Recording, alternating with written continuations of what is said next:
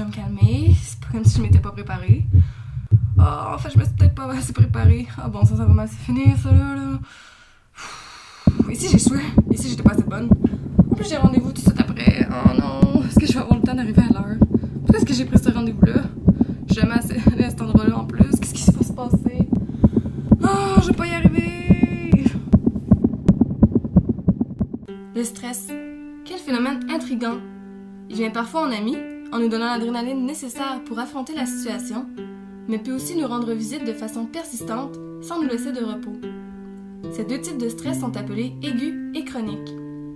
Le premier type, le stress aigu, peut être ressenti par n'importe quelle personne au courant de sa vie. Il peut être causé par un événement ou une situation à laquelle la personne aura peu de contrôle et implique des éléments nouveaux et imprévisibles.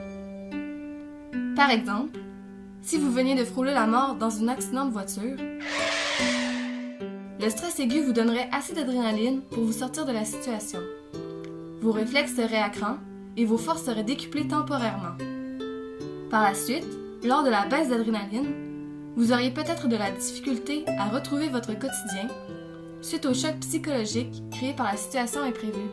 Mais ce choc ne serait que passager. Dans tous les cas, le stress aigu est intense, mais temporaire, et n'est pas nécessairement mauvais puisqu'il vous permet de gérer la situation et aide votre système de stress à rester actif. C'est lorsque le stress perdure qu'il devient problématique. Il s'agit alors du stress chronique. Les personnes anxieuses sont souvent les plus touchées par ce type de stress, puisqu'elles sont davantage sensibles aux petites situations du stress du quotidien.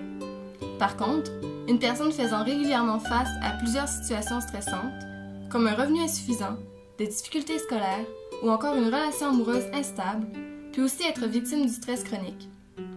Ce dernier affaiblit considérablement l'organisme, car le système de réponse au stress n'est pas fait pour rester en alerte constamment. Il peut même éventuellement créer des problèmes de santé, tels que les maladies cardiaques ou la dépression. Les prédispositions génétiques, par exemple avoir des parents ou des grands-parents anxieux, ou les habitudes de vie malsaines n'aident pas au stress chronique.